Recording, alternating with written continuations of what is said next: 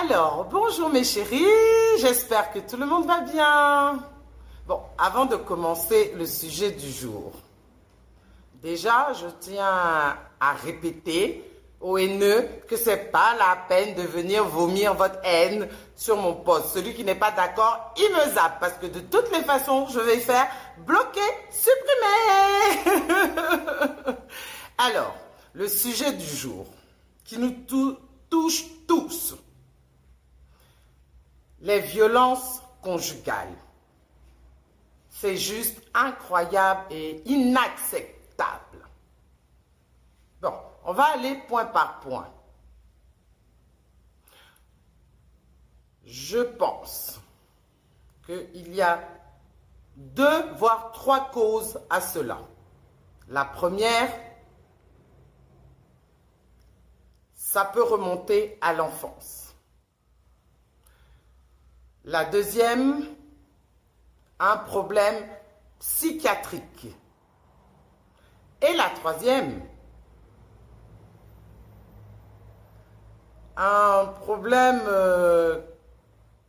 comment je vais vous dire ça pour faire simple, un complexe de la personne donc qui bat l'autre. Voilà. Et la petite parenthèse, c'est que les violences conjugales sont des 2 côtés. Il y a aussi bien des femmes battues que des hommes battus. Je ferme la parenthèse. Alors, premièrement, pourquoi je dis que ça pourrait remonter à l'enfance? Vous savez, le cerveau humain est comme une éponge qui absorbe absolument tout ce qui se passe dans son environnement. Donc, quand tu es petit et que tu grandis dans une atmosphère rageuse, brutale, que tu vois ton père battre ta mère régulièrement ou ta mère battre ton père régulièrement, le cerveau absorbe cela et donc conçoit cela inconsciemment, je le répète.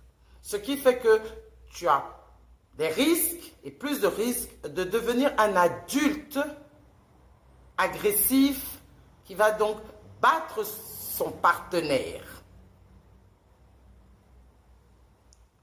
Ensuite, le deuxième cas. Le cas psychiatrique. Bon, là, je pense qu'on n'a pas grand-chose à faire, à part les mettre dans des institutions spécialisées. Le troisième cas, c'est la personne bourrée de complexes. Alors, ce cas-là est très intéressant. Parce que ça veut dire qu'il veut prendre le contrôle sur l'autre parce que lui-même ne s'aime pas. Lui-même renie sa personnalité. Il n'aime pas ce qu'il voit dans le miroir. Donc, ça crée une envie. Il veut être l'autre. Et donc, il cherche à le rabaisser en le battant pour exister.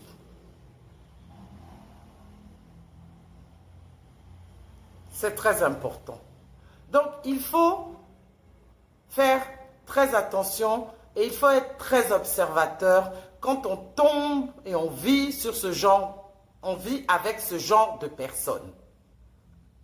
Déjà, à mon avis, dès la première baffe ou le premier signe d'agression physique, on va dire dans un premier temps, il faut partir.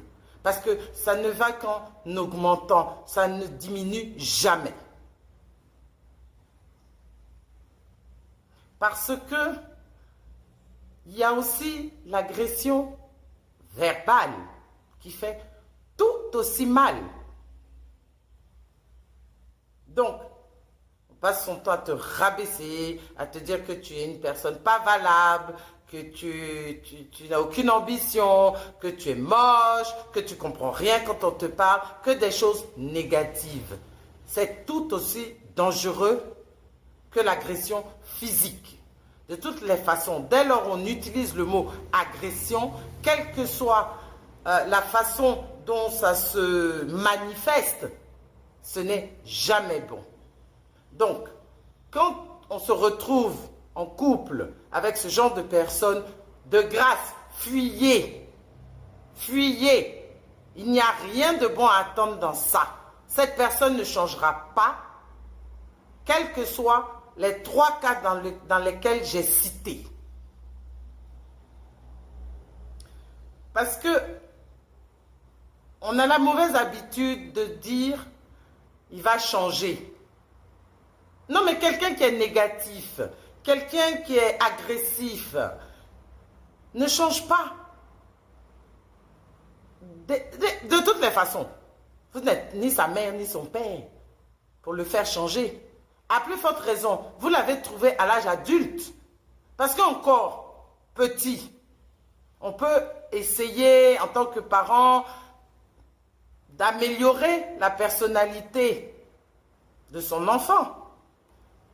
Mais en tant qu'adulte, on est déjà formaté, le moule est déjà fait, c'est fini. Il ne faut rien espérer. Il y aura juste des temps de répit, de pause. Mais les faits vont se reproduire. Voilà. Donc, je pense que j'ai été assez explicite. Ça ne sert à rien de m'étendre sur le sujet. Tout le monde a compris où je voulais en venir. Donc, attention, n'acceptez jamais, jamais, jamais, jamais d'être agressé physiquement ou verbalement. Fuir est mieux.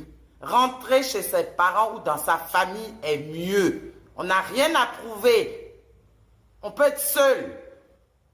Et de toutes les façons, la bonne personne qu'il vous faut, donnez-lui le temps d'arriver. Chacun aura ce qu'il mérite.